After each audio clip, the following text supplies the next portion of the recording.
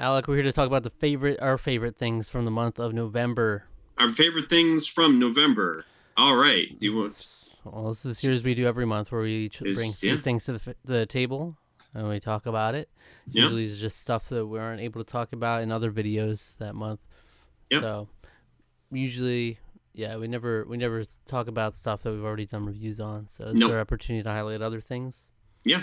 So, our favorite thing in the month might happen to be something we reviewed, but we won't be talking about it here. So, Yeah, that's right. That's right. So, well, I did. It's this month for me. Some of my things are less about things like things in general, like things I watched or saw, but it's more about like stuff I did. mm-hmm. So one thing, I guess, first thing I'm gonna highlight is the Udvar-Hazy space thing. I actually don't remember what the full thing is called. I went and looked up like how do you pronounce it. It's Udvar-Hazy, and it's Udvar-Hazy Air and Space Museum. It's down in it's part of the Smithsonian down in the Washington area, but it's actually outside of DC. It's in Chantilly, Virginia. So I went down and surprised my brother for his 40th birthday back towards the beginning of the month of November, and during that time we he was busy. We weren't celebrating his birthday the whole time. So there was one day where me and my other brother, who also flew down, and my parents went to the Udvar-Hazy Museum, which is a place I'd been to some time ago. I guess maybe 15 years ago or something like that. But really, really awesome if you're into space, if you're into to aeronautical stuff with like planes or combat planes or anything like that. It's like a hangar that's just full of historical like stuff about planes and stuff about space. They actually have which space shuttle is actually there. So when I went there when I was younger, they had the Enterprise, which was a test shuttle that was never went to space. It was just for test flights and stuff like that. But the one that's there now, since they've now fully shuttered the space shuttle program, the one they have in there now is one that's actually been to space, and it was super cool to be in the presence of something that had been to space like that, like super close, where you're like walking underneath it, and it's like just above this massive thing, and it was so great. Me and my brother were just in complete we were just in heaven. It was like that sort of like scientific, historical, scientific. The blending between those is just like it's just so great to me. I love stuff like that. So yeah, I had a great time. Absolutely go do that. Check it out if you are down in that area. You'll definitely get something out of it. There's too much to talk about. There's so much that you could say. The Air and Space Museum, the National Air and Space Museum in DC, also still has like a lot of really interesting stuff and great exhibits and things like that. This is like one before, yeah. This is like a hangar that's full of planes and spacecraft, and it's so cool. So highly recommend it if you're in that area. So museums are great. I don't get to go to many of them. Most of them that I've been to are the DC ones. Yeah, I love the museum one. I love the museum one. Have you ever been there? I've never got to go to that. That's one thing I've been wanting to go to. It's so cool. Yeah. It's really and the way they put it all together is crazy. But I love that. Just like even the artistic way in just putting together a museum is something to be admired too. Just how everything's laid out. Our archivists and museum curators it's such a fascinating profession. Yeah. Yeah, that's cool. Cool. Yeah, it was a lot of fun. I had a great time. So, yeah. All right. So one thing I wanted to talk about was Survivor. Ooh, okay. Wait. Hold on. You're making videos about Survivor. Yeah, but okay. I guess, but Survivor 41. Yeah. I am doing videos on Survivor 41 too, but I just want to say it's been great so far. It's like people are kind of seeing it as a new era of Survivor season 41 because it's been it was like the longest break we've had in Survivor seasons because of COVID. Yeah, I was gonna say from season 40 to this one, and so they kind of took that time and tried or changing a little bit of stuff. It's like kind of a new direction, but some people were really hesitant on stuff in early episodes, but I've been kind of all in. Like some things I don't like about it. Obviously, I gotta be super vague, but yeah, something I don't like about it. But overall, I'm really satisfied with where we're at with it. It's been a lot of fun, and like the finale's coming up for that very soon as well. There's only a couple episodes left, so cool. It's been a fun ride. Great. And I know Rusty's been enjoying it too, and so we'll probably talk about it at the end of the season. We did a video in the beginning of the season. We'll probably do one at the end of the season too. Very nice. And we had our own draft we did of the cast, so it could be a winner and a loser at the end of it. I was like destroying him early on. All of his people were getting taken out, but I'd have to look back, see where we're at. I feel like he might even be in a better position now. There's only one survivor after all. Exactly. I still think I have a good shot though, but he's both got some good people left in there. But yeah, so cool, fun. Survivor's fun time, always a fun time. So it'll be fun when we get to season 41. We can talk about it. When we get there, it's 6 years from now, or season 10 right now. That's right. So I guess going in chronological order, one of the other things that I did last month is I went to a Final Fantasy concert. The Final Fantasy VII Remake Orchestra World Tour is a thing that got put off indefinitely by the pandemic.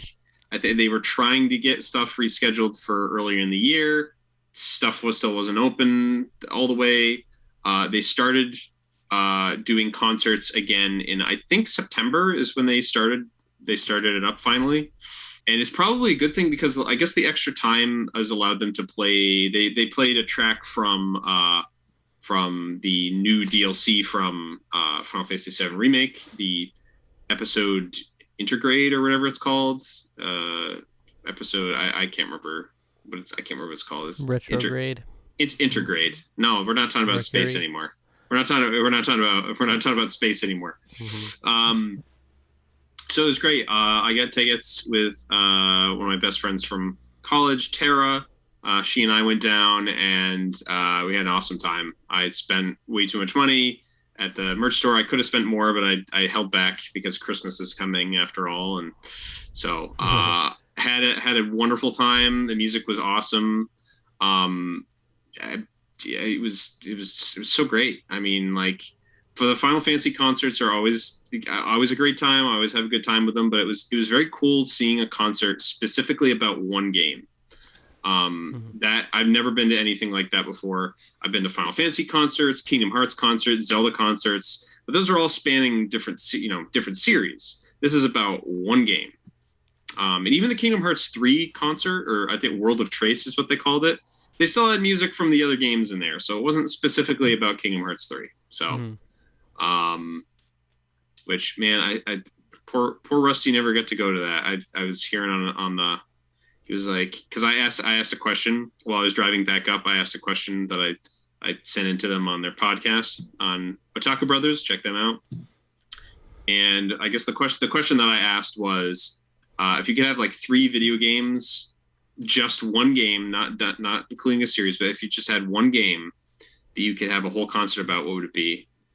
Rusty said Kingdom Hearts 1, and I was like, okay, that's fair because they have had a concert about Kingdom Hearts. But I was thinking, I was like, I don't know if he went to that, if he ever got to go to that. And I was like, oh, that's too bad if he didn't, because it was really special. So that's an interesting question. I would want like a really weird game that would never have a concert and just make that a concert. Like Golden Sun is actually one of mine. I cheated and I said the Golden Sun duology, even though I made the parameters.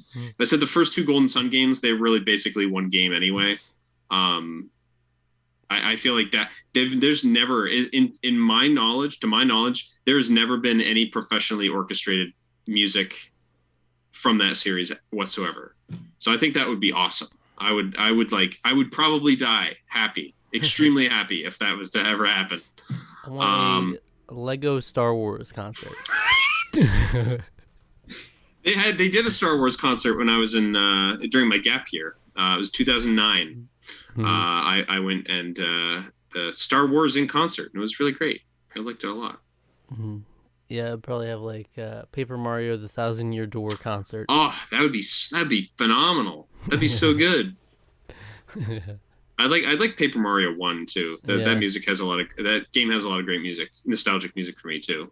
But yeah, Thousand Year Door, that soundtrack. And then playing Rogueport would just I'd probably get choked up hearing that. I'm not even kidding. Love that shit. That'd be great. Anyway, so that was another thing I did. Me and Tara, we had a great time, and memories to just continue to put in there. She's always my concert buddy. So nice. Yeah.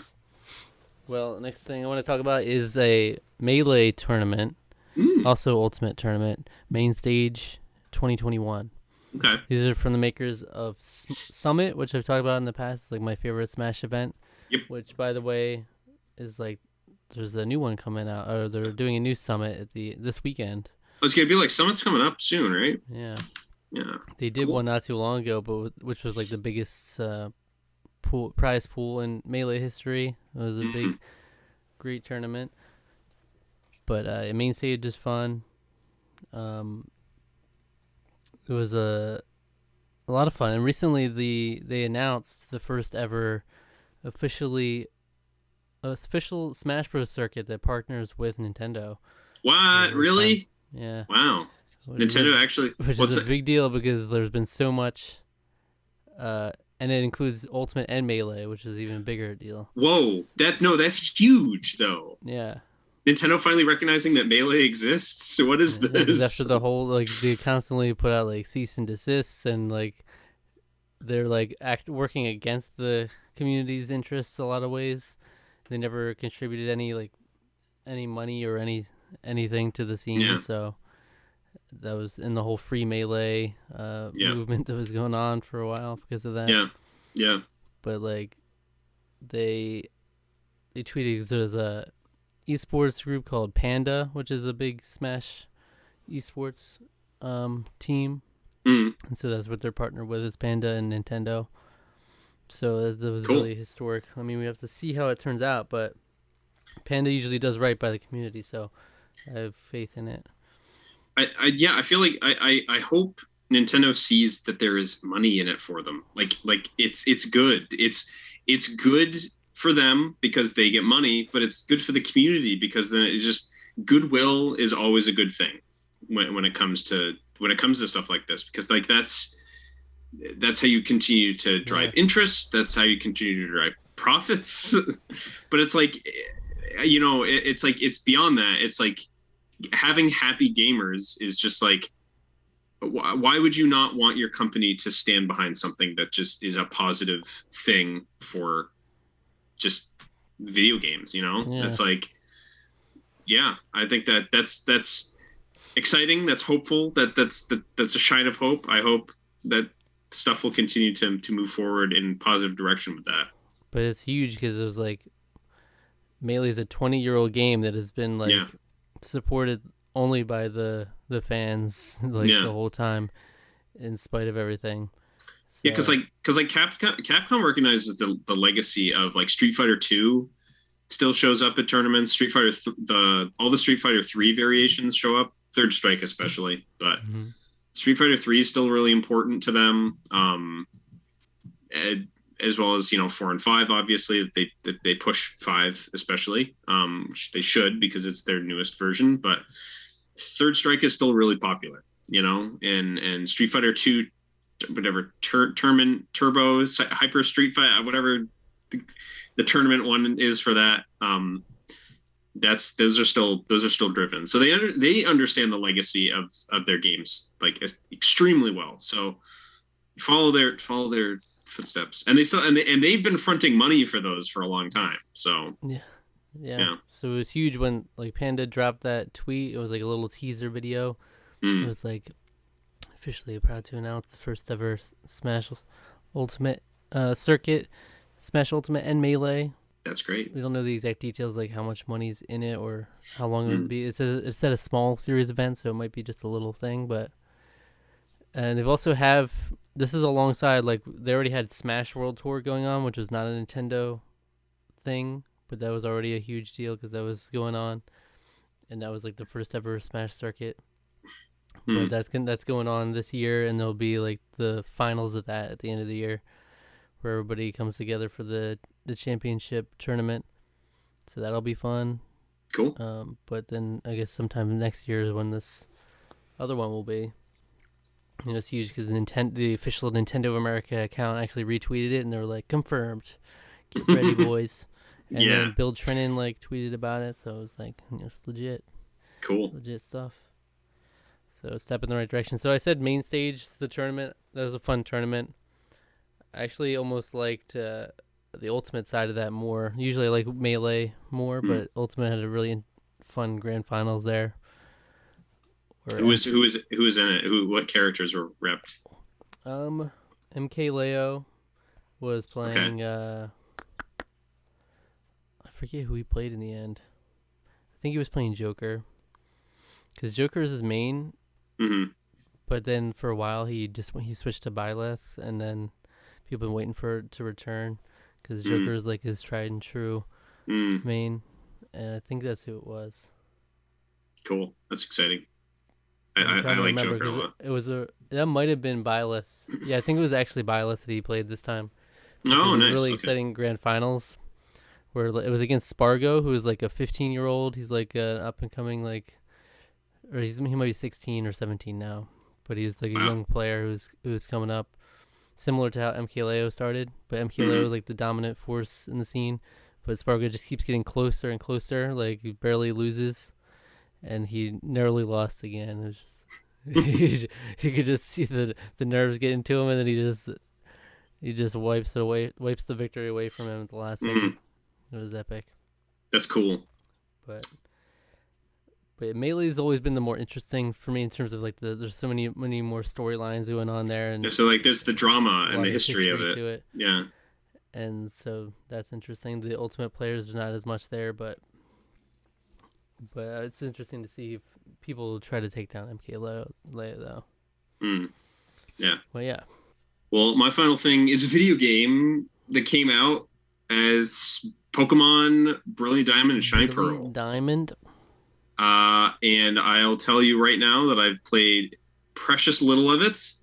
I enjoyed it, what I played of it.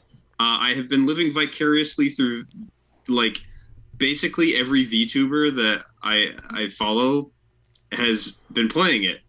So I've been living vicariously through them. So there's I think it's Flair on the Japanese side of things. She's been like trying to get a shiny starter for like hours and hours and hours and hours and hours of streaming. I don't even know how many resets she's done now. It's like she still, as far as I'm aware, she still doesn't have a shiny starter. She's been like resetting on stream for like forever. A lot of the girls have beaten it. I think some people are starting shiny hunting. Others are doing. I think some maybe training up to try to. So a really cool thing about the remakes is that you don't get to just fight the Elite Four a second time. They don't just include a rematch like they did in the original games, but or I don't know if they did in the original. I knew in Platinum you could rematch. You can rematch everyone a second time, and Cynthia has like a level like 85. Her Garchomp is like a level 85 or something like that. It's something like ridiculous where it's like you basically have to have like a average 80s team in order to even stand a chance. And that to me is really cool. I really like it when the game's like a lot of Pokemon, especially these days, is very criticized for being way too easy. They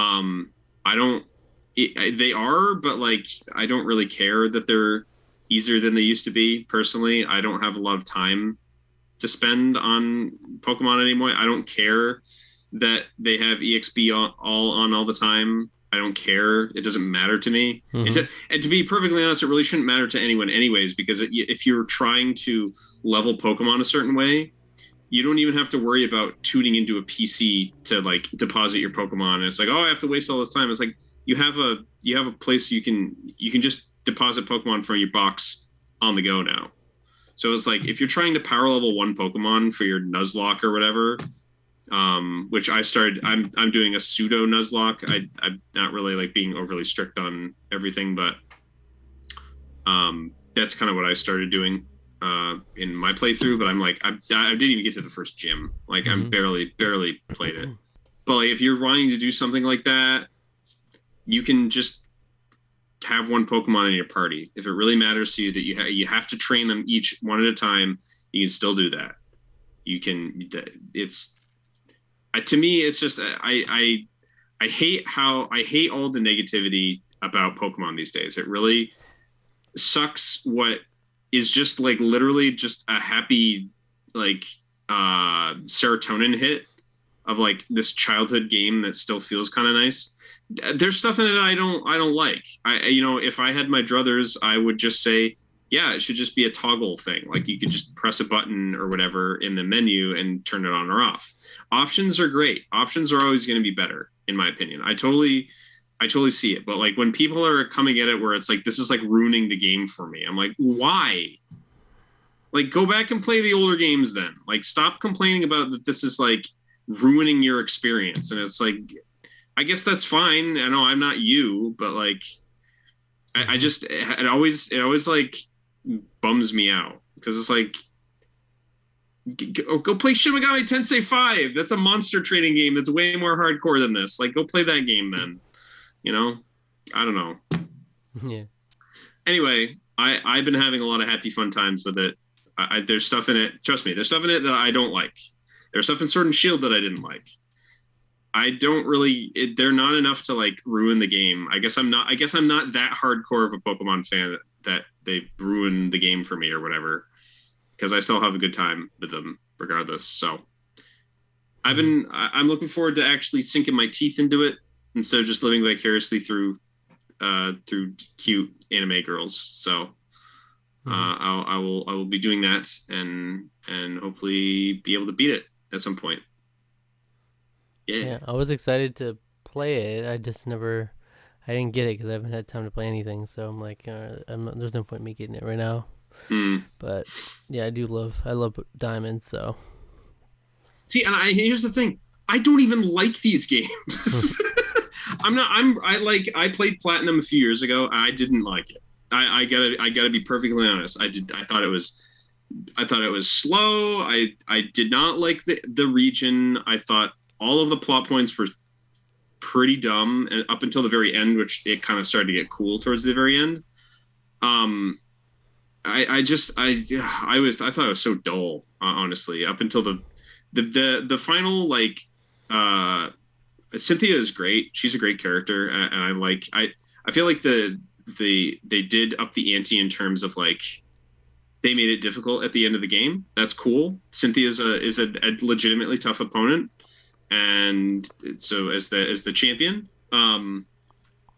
like everything else, I just didn't care about. It's just like the game on the DS anyway held your hand more than any other Pokemon before it. And honestly, I feel that it held your hand more than any Pokemon since. And yes, I am including Sword and Shield there, which is a game where you're literally walking in a straight line the entire game, basically. Like the whole map is basically very linear. You loop around at the end. I felt like Diamond and Pearl held your hand more than that game did. So I don't know. That could just be my perception and my memory and how much I did not enjoy it. But I was still very excited. I bought it. So I guess, Pokemon, it worked on me. So. All right, well, the last thing I'm going to talk about is that I listened to a lot of Pentatonix Christmas music. Very nice. Basically leading up to something that I'll probably talk about next month. But yeah, they had a new Christmas album called Evergreen. which was great. There's some great stuff on there. It's not my favorite. Probably one of my least favorite in terms of the Christmas albums, at least, because the other ones are just so stellar. But what's a highlight on this year's album? The Prayer. The Prayer is my favorite. The Prayer, is that the Kid Cudi song? No. It was originally like Celine Dion and Andre Bocelli duet. Oh, Andrea Bocelli, really? Yeah. Why do I not know? Why do I not remember what this is? Oh yeah. Oh yeah. Okay. Yeah. I love Andrea Bocelli. Awesome. By the way, a big fan. He's beautiful, beautiful voice. But that one blew me away. Like I did reactions to all the songs. Oh my god, I jumped up. Well, see, because they did Hallelujah for their Christmas album one year, so it was like The Prayer, Kid Cudi. Which, that's a great song, by the way. The Prayer is basically like the Hallelujah, though, of this album. It's the big it's the big showstopper one. The showstopper, yeah. But I love it. It's like it leagues above all the others for me. Like there's some other great ones, but it's like, oh, that one killed me. That one killed me. I love that. That's a good song. That's a good song. So. Yeah, I always like that song too. But yeah, that's it. I mean, I listen to a lot of Pentatonix Christmas music in general, like all the different albums. But obviously, Evergreen is the newest one. I wanted to make sure I knew that because I had a concert to go to. So, very cool. Well, we'll hear about that next week. Next month. And by next week, I mean next month. Yeah, maybe. All right, that's it. That's it for the month of November. All right, come back for February next month. We're going to talk about February. Okay. All right, sounds good. Right. It's wild. We'll talk about the future. Next month, we'll be talking about February 2006. February favorite things from the month of February 2006. It's gonna be wild. I don't remember what grade I was in. What grade was I? Was I in 8th grade 2006, then? I don't remember. Right on the precipice of Pokemon Diamond and Pearl. Yeah. The games I did not care about or play until I was like 15 years older. I think that was like 2007. That game. I don't know. Yeah, that's it. All right. Yes. Well, Zach, where should the fine people go? What should they watch after they check this? You know, they're like, wow, these guys, they did a lot in this month. What should I go watch after this? They did a lot in this month. They did a lot. They watched a lot. They talked about a lot. Go watch Survivor 41, episode 1 reaction. Yeah. Okay. Yeah, go check it out. Yeah. See what Zach's been up to in terms of that. Even though Alec can't watch it. Even though I can't watch it. I've been forbidden. You can watch it, and it'll make you like you know more than Alec. So yeah, wow, how about that? You can know more than me. If you want to feel like that, at least in terms of Survivor, you know more than me. Well, we won't go into if you know more than me, just in general. Well, we could go into it. Thank you for watching. Subscribe to the channel. Subscribe to our podcast feed. Like the video. Leave a comment. Hit the notification bell. Follow us on Twitter and Instagram, and like us on Facebook. Tarqaron TWO. Okay.